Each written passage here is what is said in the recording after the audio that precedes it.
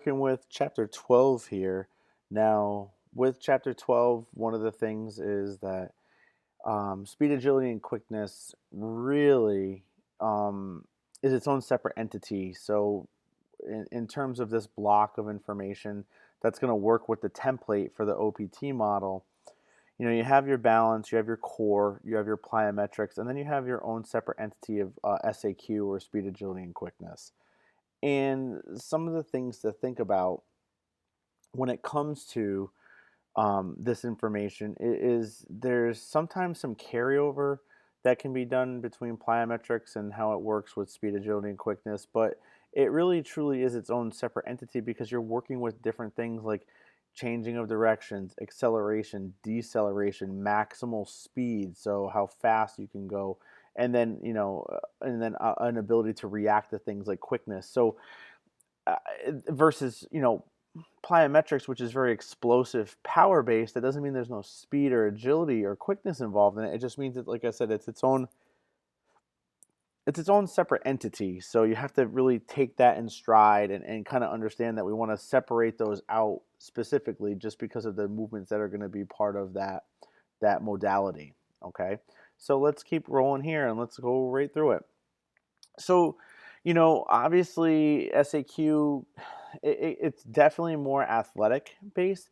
So if you look at it from a perspective of fitness concepts, you have skill related fitness and you have health related fitness, and this is more like of the principles of a fitness component here.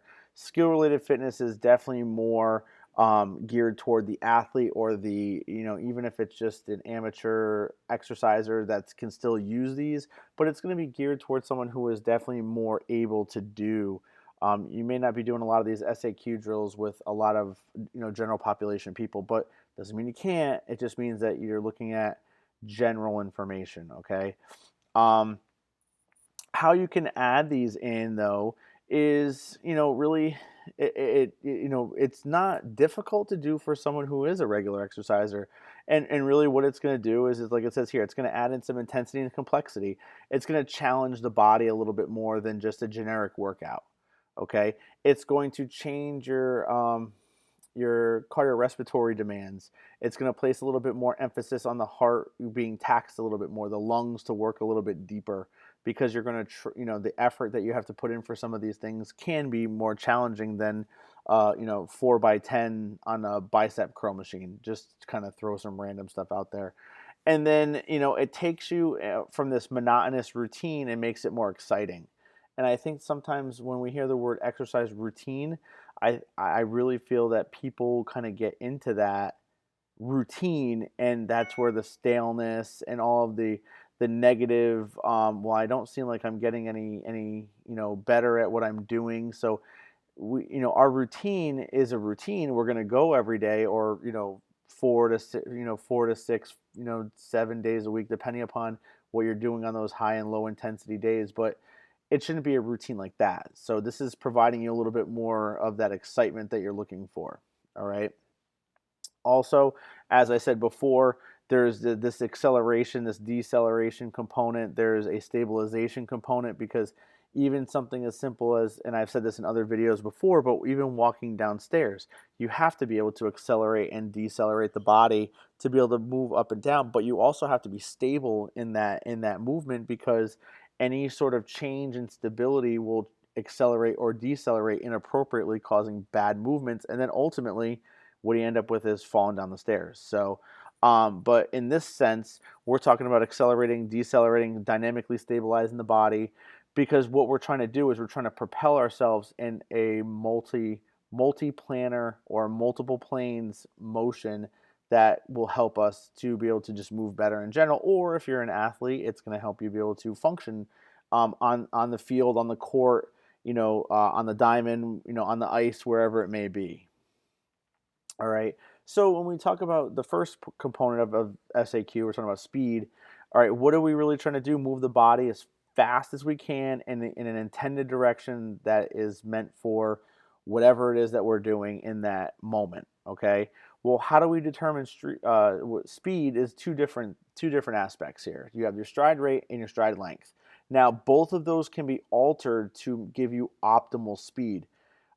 Pushing yourself outside of the rate and the length can ultimately deteriorate speed, even though you think that it may be more beneficial. So there is an optimal stride length, but that optimal stride length ultimately will, it really has carryover and it's more conducive to the stride rate. So if you have a longer length, just say you have longer lower limbs or something like that, that will change how much your stride rate is over the course of a distance that you have to carry.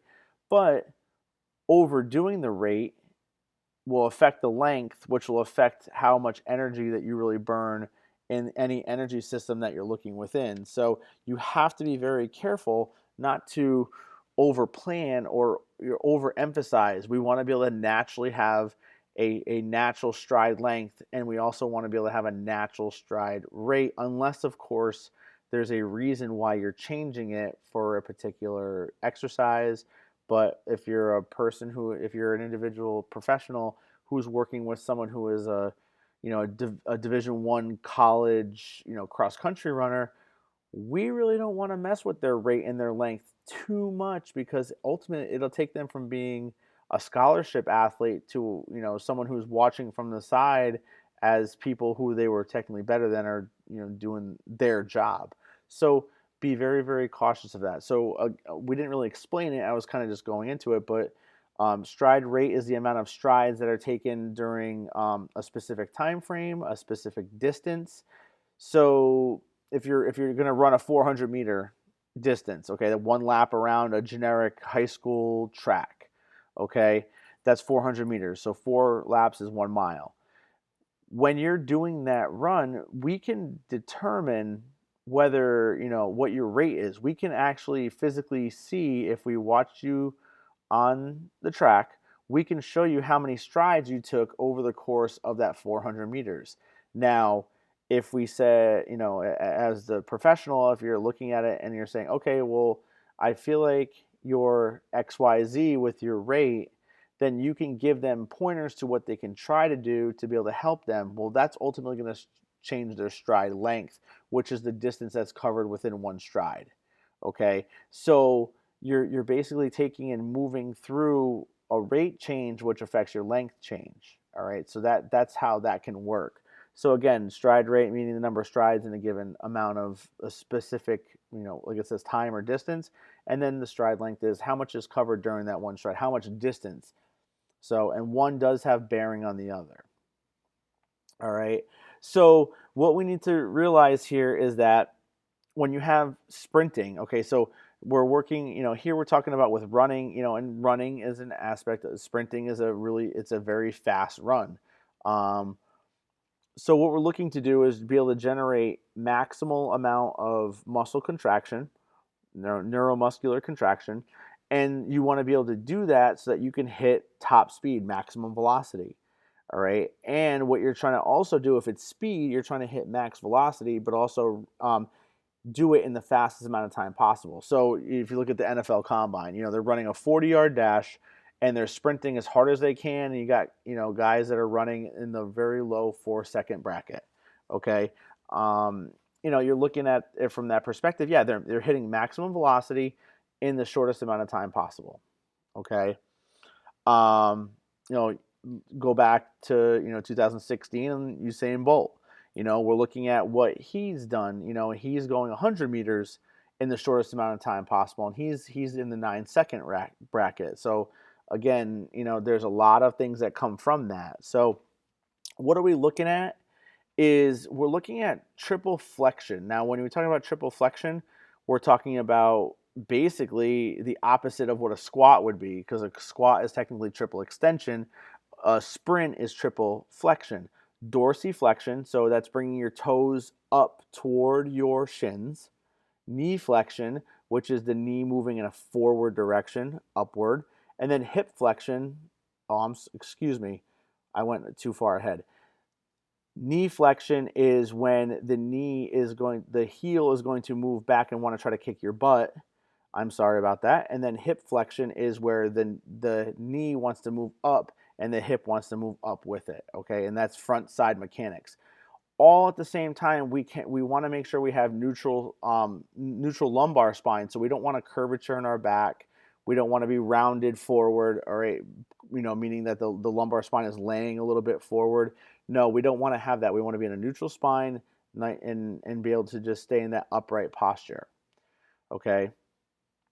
So, looking at it from the backside mechanics, we're going to have the opposite effect that we had with the front side. So that's going to be triple extension. Ankle plantar flexion, that's pointing the toes into the ground. So when you push off of the ground, that's backside mechanics. The force is moving backwards. So when you press into the ground and move to propel yourself forward, you're getting into this toes into the ground and you're trying to get up on those tip toes. That's plantar flexion. You have knee extension, which is with everything that you're looking at, it's going to be like you're trying to kick a ball. All right, so the knee is going to move in a forward direction. So you're going to press and stride forward. So that's going to be a knee extension, and then hip extension where the hip wants to come back. Okay, and then again keeping neutral lumbar spine as well. So front side mechanics, back side mechanics. What is really happening at that point? Front side meaning everything is going to be going in that the forces are pushing in the forward direction, backside, moving in the reverse. Not reverse in terms of the body, but they're going backwards. The forces are propelling you in that direction. So that's what we're talking about with speed at that point. Now with agility, on the other hand, agility is not straight line so much as it is more about changing of direction. It's the ability that you can start and stop, so accelerate, decelerate, and then change directions as quickly as possible, and then be able to maintain proper posture in doing so. Now, with proper posture, it does not mean like here where you see neutral lumbar spine. There may be a point in time where you need to, with agility, have a change where you might have some lateral flexion depending upon if you're trying to change direction. So you're trying to move the body in the right way, but you're not always going to be in this upright positioning. Okay, so proper biomechanical posture is going to be very important. Okay, with starting and stopping, with accelerating and decelerating, all right, and then stabilizing along with changing of the direction, you're going to have a higher level of, as we talked about in previous chapters, neuromuscular efficiency, or the ability for a nervous system to sense, detect, and make quick changes to the nerves and the muscles to then send signals back to those muscles to fire off effectively. Okay, because one of the things that you have to realize is that when you accelerate and decelerate, you're basically having to put yourself in a different position center of gravity wise. Now, when we say, neutral lumbar spine, that is correct. But at the same time, we might be just a little bit forward if we're trying to accelerate. Meaning that, if you look at it from, I know everybody's center of gravity or center of mass is not technically at their belly button, but let's just use that as a reference point. If you look at it from that standpoint, if you're trying to accelerate, that belly button is going to move slightly forward, and that's going to start tipping you a little bit more toward the front side. So what that means is that it's going to want to propel you forward. Okay, whereas if you're trying to decelerate, you may be, it may be where posture changes and you start moving a little bit more toward the backside to help slow you down some. Okay. So those changing of directions will alter your speed, which will therefore give you a different change, and your muscles and your nervous system can detect that very quickly, or they detect what they need to do to make it right as you're thinking about it. Okay. And then also with agility, for anybody, it can help with, diminishing or preventing injuries by having proper agility. You're just basically being able to take your body and maneuver it through all planes of motion correctly and have proper detecting agents, and then being able to understand where your center of gravity needs to be under certain conditions. I mean, I'm sure many of you can probably relate in the fact that, okay, just say you tripped over something like, like you're walking down a sidewalk and one of the sidewalk, seams is a little bit higher than the other, and you kind of hit it because you didn't lift your leg high enough or whatever it may have been, and you started to trip forward. Well, if you didn't have good agility, you would be the person that ends up with a scrape on your forehead because you hit your head on the ground.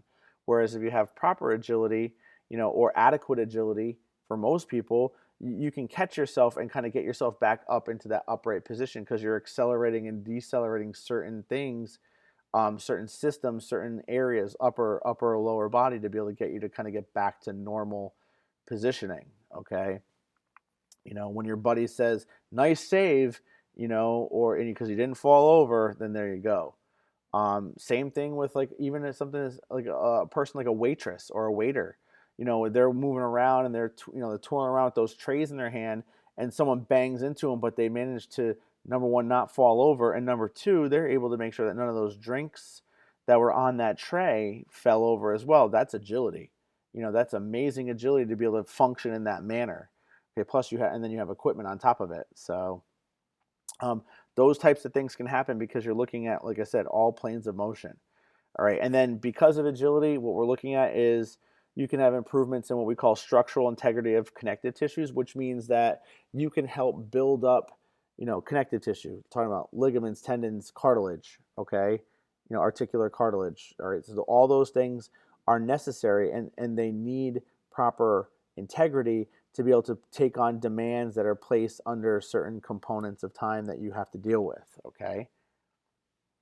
Quickness, and again, I talked about this a little bit at the beginning. Quickness is one of those things that you are having in your system where you can react to stimuli that are placed on you. Okay, and that's where that comes into play.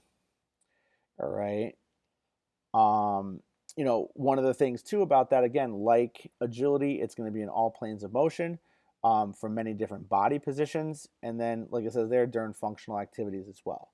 So, um, you know, one of the things that's part of it, and then the other part of it is that you can react to, like, you react to a certain stimulus, a visual, auditory, or some other kinesthetic feedback. All right, without really hesitating, without really having to think twice about it, or for your system, meaning for your central nervous system, to be able to sit there and process everything, and then you finally react to it. It's like if there's a really good meme where the little kid's playing soccer goalie. I don't know if you've seen this before, and someone kicks the ball toward the goal, and he's supposed to be protecting the goal, and like the ball already goes into the net, and then he jumps. So his quickness and his reaction time obviously are not up to par. He's younger, so we're going to give him the benefit of the doubt with that. But you get where we're going with this, is that that's a quickness thing. It's ability to react to whatever it is that's put out in front of you, so that you can change the body positions that you need to change, and make the necessary efforts in whatever capacity that they're requiring you to do it for. Okay. So with everything here, what we need to understand is that, whether it be, speed, agility, or quickness, we have checkpoints. All right. We have kinetic chain, checkpoints. And with those checkpoints, what we're talking about are, the foot and ankle complex, the knee, okay, and those are a couple of the different areas, and then eventually in the next slide we'll go to the LPHC, the lumbopelvic hip complex, and we'll talk about the head.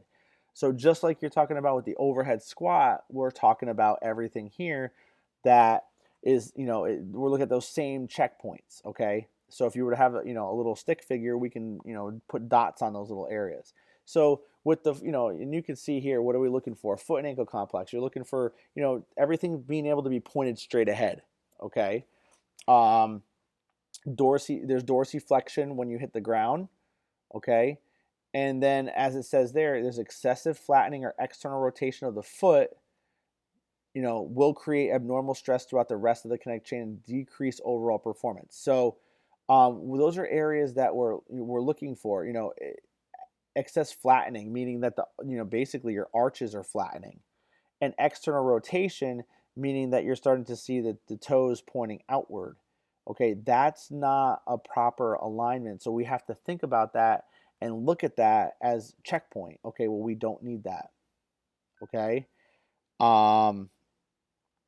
Then you're looking at your knee complex. Again, everything needs to be in line. Everything, you can't have bowing out, bowing in. You have to have everything straight lined. Okay, with the knee especially, because then you're going to put excess torque on the knee, and that's where the CLs, your ACL, PCL, MCL, LCL, all four of those CLs are going to have massive strain placed on them, and therefore you're going to end up with either overuse injury, or you're going to end up with an injury. Overuse injury meaning over time it's going to eventually wear itself down, or you're going to have an injury in that moment.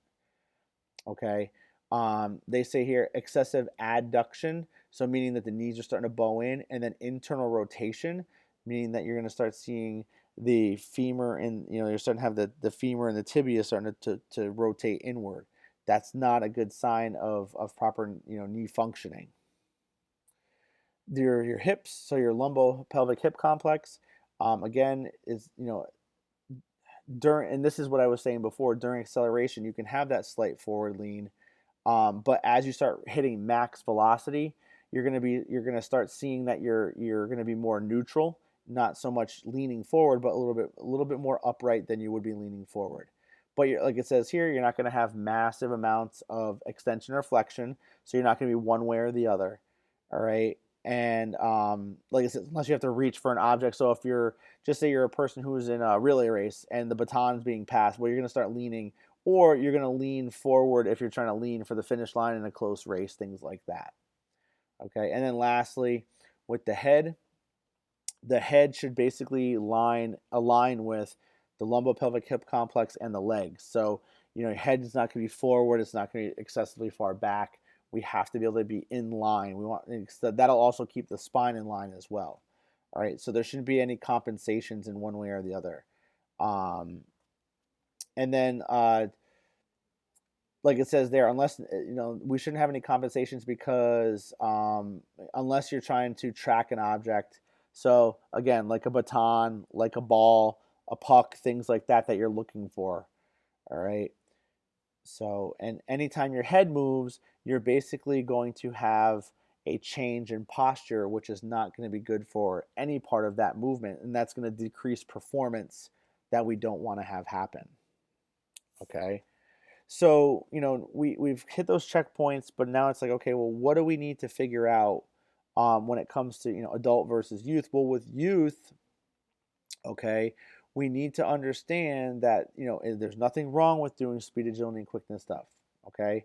You know, it's going to enhance ability levels. It's going to be able to get a child who maybe needed just a little bit of fine tuning to get them to be a little bit more fine tuned. But the good thing about it is, eventually it can lead to higher levels of participation. Things don't seem so stale and boring. Those things are exciting. Speed, agility, and quickness stuff is exciting. All right. It can actually lead to a potential decrease, not a guaranteed decrease, but a potential decrease in the likelihood of getting an injury. All right, whether it comes from athletics or non-contact. We've talked about non-contact in previous classes, previous chapter work here. And then overall, it's just another way to enhance physical fitness, which, again, children need 60 minutes of play or, exercise or something that they can get. They need at least 60 minutes that day. So this is the way to make it, to kind of change up what they might be doing throughout a normal day. Okay. For weight loss, because there's a little bit more duration with it, you don't need as much time, because when intensity is high, it's not, you don't have to necessarily keep the duration up. You can actually drop it down a little bit. Like when you talk about interval training, it's shorter amounts of time, higher intensity, and you get a very similar caloric burn and reaction that you would if you were to do 30 to 45 minutes of steady state cardio. Okay, but same thing with SAQ, it's high intensity. So what we're looking at, like it says, is, found to match or surpass, results for things like functional capacity, muscle power, having predominantly fat and or overall weight loss. And then there's other metabolic, adaptations that can go along with that versus doing, longer duration aspects. But again, it doesn't mean you negate cardiorespiratory endurance based or cardiorespiratory fitness types of movements. It just means that you need to be aware that there are benefits to doing it this way. Okay. And so if you're, again, if you're a non-athlete that doesn't require to do this, it just sometimes it might be necessary because of the shortened time frame that people can fit these styles of training into their daily routine because they might be pressed for time for some things. Well, this can get them a half an hour in very quick. And because you have a lot of intensity built into it, it just makes it naturally a better go-to option to be able to help with, again, weight management per se, or even weight loss. Now, with seniors, one of the good things is that this is all weight bearing, meaning that you're putting compression on the system, meaning you're putting compression on or compressive forces on bone. So because of that, we can help with bone density or higher development of osteoporosis. But also it helps with coordination, um, which then in turn helps with agility and being able to keep yourself, being able to change directions very well. And then power. So, again, power can transfer to a senior to get them to be able to stand up out of a chair that they maybe had a hard time standing up out of. Or if they were on the ground, they can stand up from, being on the ground. Like just say they were sitting on the ground, like on the sand at the beach or something. They can get up by themselves now, or maybe they weren't able to do that before. But power translates to that. All right. Um, but again, we talked about coordination, and then I think the main thing out of this bottom here is definitely that right there, movement confidence. And really, what we're saying is that these people who are that are were not so well off in their movement, these seniors, they're really not feeling as uncomfortable as they once did. They actually feel better. So then, therefore, that translates to less injury because you have less falls or you have less like what's the word I'm looking for there? You don't have you don't have things that pop up like unexpectedly that you can't react to, or you're not putting yourself in compromised situations that you once thought you were. All right, so that's one of the things that can help with that injury prevention. And then, I mean, we don't really want to sugarcoat it, not that I'm and not trying to be morbid here, but with falls in senior populations can that can eventually lead to death. So this will help longevity and quality of life. So very important for that. All right, and then the last slide here, you can see that a little bit less in term. If we look at everything again from the OPT standpoint, again, just like we have with balance and plyo, stabilization, strength, and power are there are the three sections, but the strength, again, 2, 3, and 4, muscle endurance, hypertrophy, max strength, they're all lumped together. Stabilization wise, very low on the amounts that you need, but look at your reps. They're definitely far below what you normally would see because they're very demanding. Okay, so that's one of the things that you need to be aware of. Time resting periods are really not off. They're comparable to everything, but I think the main thing here is that you're looking at reps more than anything. Okay, so again, things can be modified the way they need to, but the reps are not going to be very high because they're going to be more demanding. Okay, so again, not strength, speed, agility, and quickness are very important for everybody, but how you use it, you need to dictate that for the population that you're going to be working with. So never feel like you need to just have everything the same for everybody, and really it should be more individualized. And really, it's one of those things where you need to pay attention to the ability levels of each person. Even if you're teaching like a group class, you need to know everybody's ability level so you can match what these speed, agility, and quickness drills or exercises or motions that you're going to be using are going to dictate. So again, it's very important, just as you saw, for weight loss, for children, for seniors, for everybody. So don't negate them.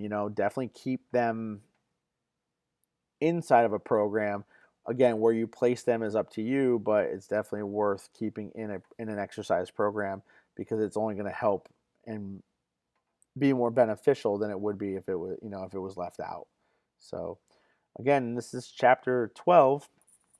Chapter 13 is more about resistance training. So, if you go on to the next video, that's what you're going to be getting into. So that's going to be the last stage of the OPT template. So I hope that you take a look at that and kind of relate everything that we've talked about from, you know, cardio to flexibility all the way down to resistance training, and kind of put that into perspective of how an exercise program really should be incorporated. So again, thanks for listening, and we'll talk soon.